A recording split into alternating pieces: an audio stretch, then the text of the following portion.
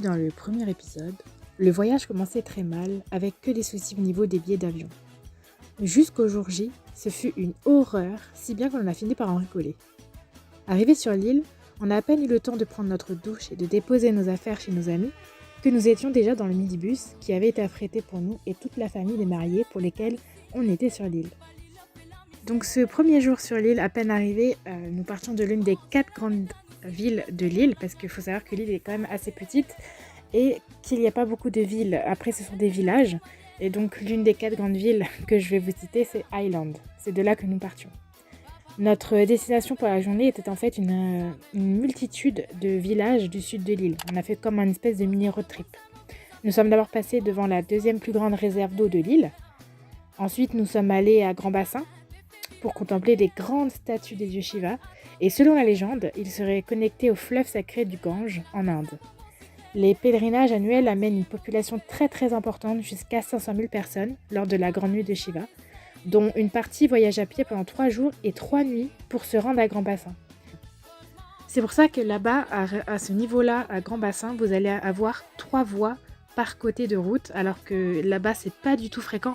Pour nous, en Europe, en occidental, tout ça, c'est assez fréquent d'avoir plusieurs voies par route, mais alors chez eux, pas du tout. Et donc, c'est vraiment quelque chose que je tenais à souligner dans cette vidéo, parce qu'ils ont élargi la route pour ces pèlerinages à pied, pour pas écraser les personnes qui sont à pied. Il y a également de gigantesques parkings qui ont été aménagés pour permettre aux pèlerins de venir en voiture et ensuite de continuer à pied. Elles mesurent 80 mètres de haut, les statues, et sont des statues de béton peintes de couleur cuivre.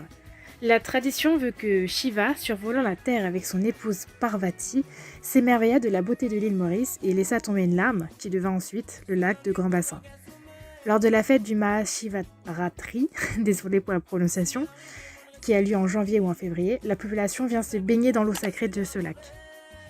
Et de ce que j'en ai vu quand nous sommes passés devant, parce qu'on a été carrément dans le temple, à côté du lac, il y a beaucoup de personnes qui ramènent leurs statues de Shiva ou leur vaisselle et qui viennent baigner en fait leurs objets dans l'eau.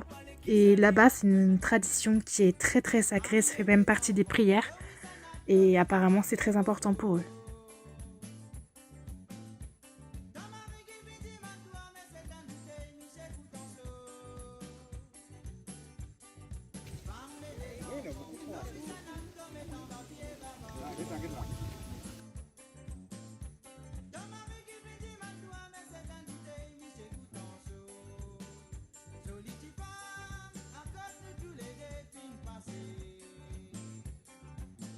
Moi j'ai entendu parler de ces samourais car ils sont très bons. Regarde, il y a du samoussas. Merci. Il y a un fromage et poulet chéri. C'est les deux en même temps ou c'est... Il y a du maïs, non? Mélangé dans le... Donc il y en a du fromage et il y en a c'est aussi. Là j'ai eu fromage. Plantation de thé Avalon. Et maintenant de toute façon avec la les appareils,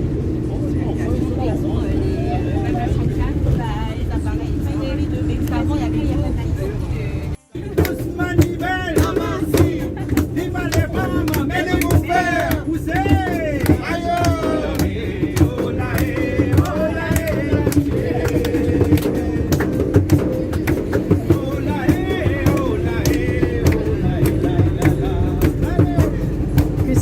un vlog à l'île Maurice sans un documentaire. Donc tout au long de ces épisodes, je vais vous expliquer un petit peu mieux comment est l'île, les cultures différentes, les légendes, etc. Et là donc nous étions sur une des plus belles falaises que j'ai pu voir et c'était magnifique. Apparemment il y aurait des requins mais je n'en ai pas vu et c'est là qu'on a pique-niqué. Je vous laisse en image sur l'explication de ce que c'est le biryani. Et pourquoi c'est important de casser le riz? Le problème, c'est que, pas le problème, c'est que tous les matières premières, on va dire, poulet, pommes de terre, tout ça c'est au bas. Ah d'accord. Tous les épices sont au bas. Alors il faudra enlever un peu le riz d'en haut pour qu'on puisse faire une bonne mélange. D'accord. Voilà, c'est pour ça que je fais ça. Je laisse le riz dans le bas. Allez, maintenant quand je retire, vous allez voir qu'est-ce qui se passe. Voilà. Ah oui, d'accord. Vous le voyez. Alors, maintenant donne-moi les tas, je peux À partir d'ici même, je peux servir. Donc, tout le monde aura, normalement, quand on sert, c'est poulet, pommes de terre, et puis on fait la mélange. Ça a l'air super bon. Ah, c'est bon, hein? Après le pique-nique qui était fabuleux, vraiment c'était incroyablement bon. On était quand même toujours autant fatigués parce qu'on venait de prendre l'avion. On avait fait à peu près 12 heures d'avion, plus toutes les galères. Donc on n'avait pas beaucoup d'heures de sommeil. Des moments de famille incroyables. Vraiment là-bas ils sont hyper soudés entre eux. Et on a vu le rocher qui pleure. Donc c'est à côté de cette falaise-là, à Gré-Gré-Plage. Vous avez un rocher à l'intérieur de la mer. Quand l'eau se reflète dedans en fait, il y a comme des milliers de petites gouttes d'eau qui tombent du rocher et ça fait en sorte qu'en fait on a l'impression qu'il pleure. Et c'est incroyable à voir, c'est vraiment très très beau. Par contre, si vous vous y approchez, faites attention, c'est assez dangereux. Donc attention à votre sécurité avant tout.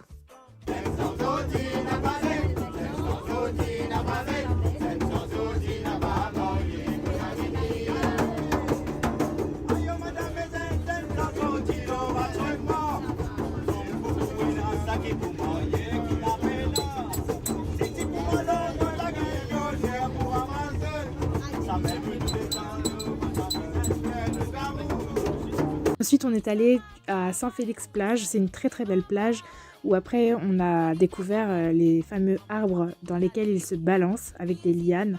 Moi, je ne l'ai pas fait. Honnêtement, j'ai pas eu le courage de le faire. J'ai trop peur de tomber. Mais c'est hyper joli à voir. Nous, on n'a pas ça du tout comme type d'arbre en France et en Europe tout court. Ensuite, notre chemin nous a mené à Macondé, où c'est un énorme rocher où vous pouvez monter. Alors pareil, faites attention, il y a énormément de vent. Il y a quelqu'un qui a perdu sa casquette quand on y est allé. Il y a beaucoup de monde, donc mettez bien votre masque pour éviter les contagions. Mais en tout cas, c'est incroyable à faire. Je vous conseille vraiment, ça fait un panoramique incroyable sur la montagne qui est en face.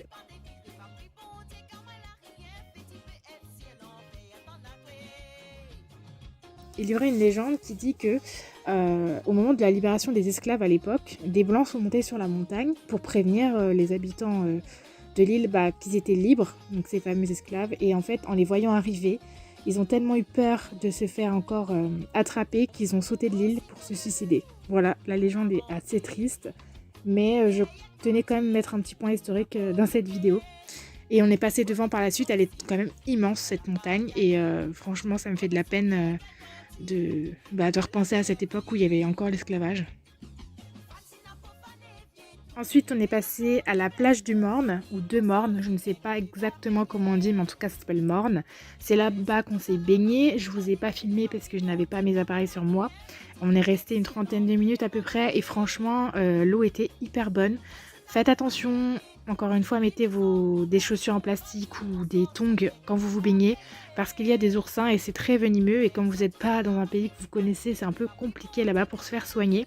Donc voilà, faites attention à votre sécurité encore une fois avant tout. On a aussi goûté pour la première fois le jus de coco. J'ai adoré vraiment l'ambiance qu'il y avait à ce moment-là, le coucher de soleil, parce que là-bas en fait le jour se couche très très tôt.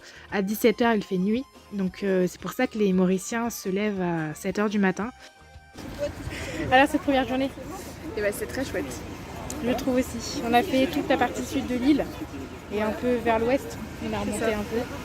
Mais je vous mettrai une carte et vous verrez. On vous recommande à 200%. Franchement ouais, mais je pense qu'il faut même rester plus qu'une semaine. Ah oui. Pour tout faire. Un mois. On reste là, au moins 2 on signe. semaines. Au moins 2 semaines. Et ensuite, vous verrez par la suite que c'est quand même un pays très très religieux. C'est très multiculturel, donc... T'aimes bien? Ouais. Moi j'aime pas. En même temps, les armées. C'est rien, c'est du béton.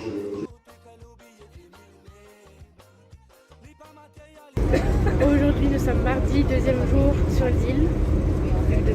Hier, on est arrivé. Tu devrais parler un peu plus fort. Mais non, c'est pas grave. Mais c'est comme ça que tout le monde remarque. Vous m'entendez, hein?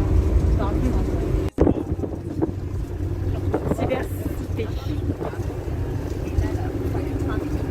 C'est là où il y a le plus de travail en fait. Ouais.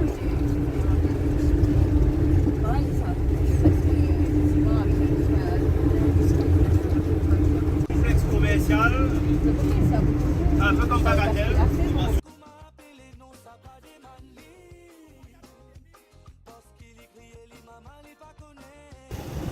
Là, c'est Port-Louis, la capitale. Le lendemain, donc nous étions mardi, on a été voir un lieu de pèlerinage très connu des chrétiens qui s'appelle Sainte-Marie de la Paix. Donc c'est ce qui domine la ville Port-Louis, donc c'est la capitale de l'île. Alors ça c'est notre carte depuis 2 jours pour faire le tour de l'île. Et là on a vu sur Port-Louis. C'est magnifique. Ensuite, on a été voir la ville Port-Louis. J'ai été un peu déçue parce qu'il y avait énormément de monde. Il faisait très très très chaud. C'était très étouffant. On a ensuite été voir un des grands marchés qu'il y a là-bas couverts. J'ai pas du tout apprécié. C'était très angoissant parce que comme ça se voyait qu'on n'était pas du pays, on était harcelés tout le temps par les vendeurs, par les taxis, enfin voilà, c'était assez angoissant. J'ai pas trop apprécié le moment pour le coup, mais j'ai réussi à vous filmer quand même l'intérieur du marché et à vous filmer le peu qu'on a réussi à goûter sans se faire arnaquer, parce qu'il faut faire attention, là-bas ils arnaquent beaucoup les étrangers, les touristes, surtout depuis le Covid. Donc faites attention à vous, renseignez-vous bien sur les prix parce que les prix ne sont absolument pas affichés quand vous achetez là-bas. Donc attention à ne pas vous faire arnaquer. Je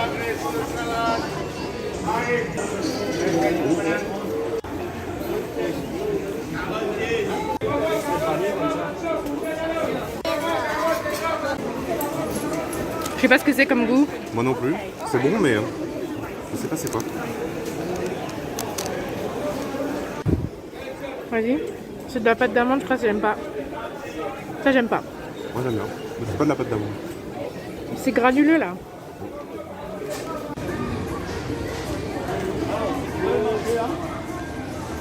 Suivez-moi, on fait le tour comme ça.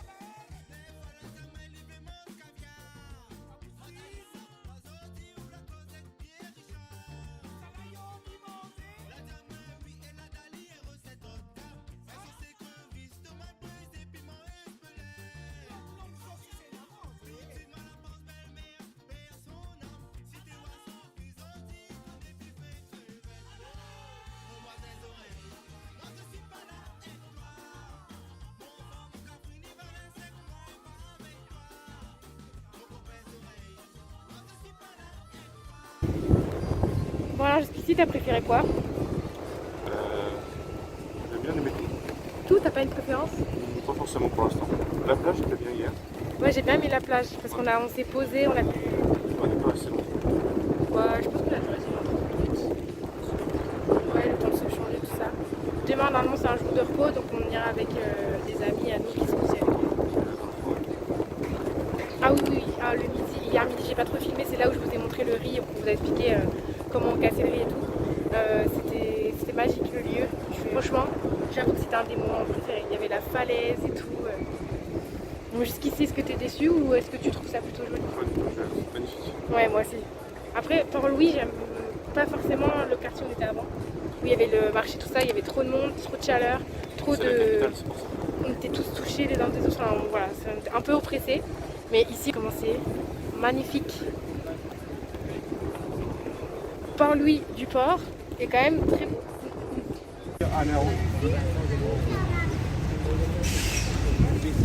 En gros, c'est celui qui a amené l'île Maurice à l'indépendance. Et là-bas, il y a une autre statue, mais je sais pas si on va la voir. C'était aussi une personne importante. Sa vidéo YouTube.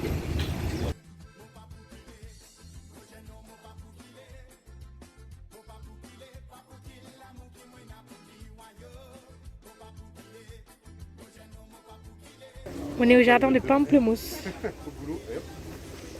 Je vais vous parler un peu plus historiquement du jardin de Pamplemousse que l'on a visité donc le mardi. Je vous le recommande à 100%, j'ai adoré cette visite. Vous apprenez un peu plus sur les spécialités, on va dire botaniques des îles qu'il y a autour et de l'île Maurice. Donc il y a 37 hectares de superficie et il y a vraiment des espèces qui viennent des quatre coins du monde. Donc pour le petit point historique, en 1770, Pierre Poivre, qui était intendant de l'Île-de-France, il achète la propriété Montplaisir de la Bourdonnais où il crée l'actuel jardin de Pamplemousse et il a introduit les espèces végétales du monde entier. Voilà, je ne vais pas toutes les citer, si ça vous intéresse, vous pouvez aller voir sur internet, ils expliquent pas mal de choses. D'ici, ouais, c'est vachement joli.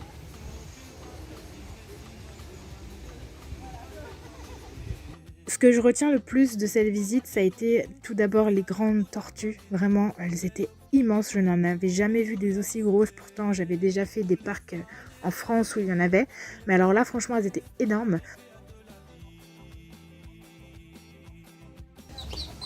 C'est mignon.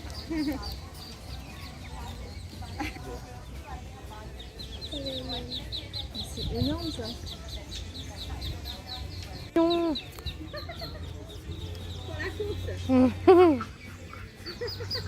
Les cuicouilles et coin-coin.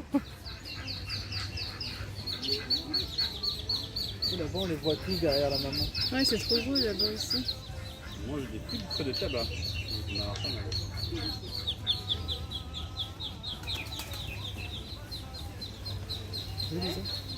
Après, il y a les biches, les cerfs. Là-bas, ils disent pas cerf, ils disent cerf. Ils prononcent le F. C'est quoi? Calebasse. J'ai allé sur le marché ce matin, mais en vert. Tu sais, il y a des Ah, qui fait ouvert. Et vraiment, vous êtes presque en fait à les toucher et c'est incroyable. J'en avais jamais vu, en tout cas, pas d'aussi près en France.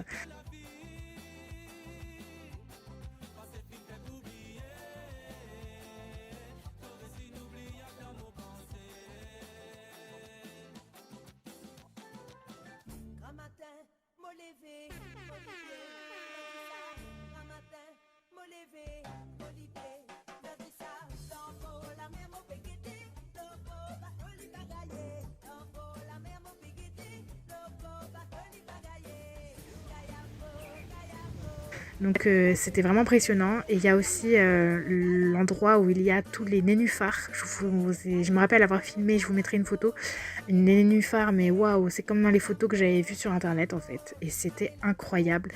Vraiment, je vous recommande de faire cette visite qui coûte 200 roupies par personne vu qu'on est étranger. Donc 200 roupies, ça équivaut à 4 € à peu près en France. Là, on est du côté de Grande Baie. C'est trop beau!